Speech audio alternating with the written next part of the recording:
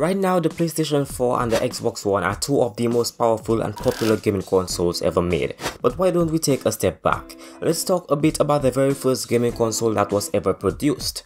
Let's talk about Magnavox Odyssey. All the way back in 1972, Magnavox had released the Magnavox Odyssey, a home video gaming system based on a brown box, a prototype invented by Ralph Baer.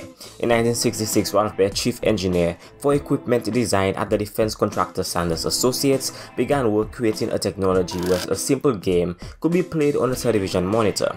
1 year later, this became a reality when Baer and his team created a simple game consisting of two dots chasing each other around the screen. The government initially planned to fund this project to use as a military training tool, but that did not go according to plan. 6 years later, the top secret status was dropped and Sanders Associates licensed the tech to electronics company Magnavox. The brown box was renamed, slightly redesigned, and released as the very first gaming console system for the home market, the Magnavox Odyssey, and this started the revolution of console gaming.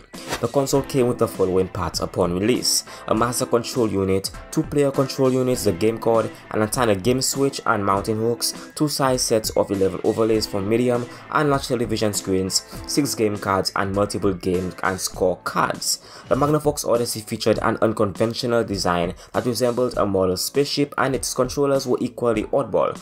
Clunky paddles with twisted dials on either side. The system was incapable of sound output and it was barely able to produce graphics. The games playable on the device consisted of 2 bars of light that players moved around the screen using the controller's dials. Games came on removable printed boards and relied on TV overlays to add visual detail and color. Depending on which overlay was plastered over the screen, the Odyssey could transform a television display into a tennis court, American football field, a haunted house, shooting gallery, a casino, and more. Due to the design of the console, this meant gamers had a more active role when actually playing video games. They had to interact with the physical console a bit more than how things work today.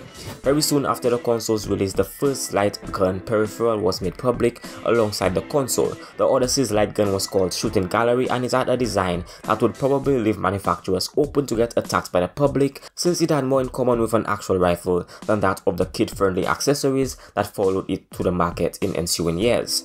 The console itself was more of a success, shifting 100,000 games within its first year and moving more than 350,000 units by the time its successor, the cartridge-based Magnavox Odyssey 2, arrived in 1974. The launch price was $99 US, which is just over $500 in today's currency. Looking back at this console, it can clearly be seen that things have moved very far since the initial release. We now have extremely powerful gaming consoles, and I think we should be thankful for the power that we can get from what we have. And that's about it for this video. If you enjoyed this video, learned anything new, or want more content, don't forget to hit that like button, click that big red subscribe button, and turn on notifications by clicking that bell icon. If you're interested, feel free to check our previous videos using the links provided in the description below, and I will see you in the next one.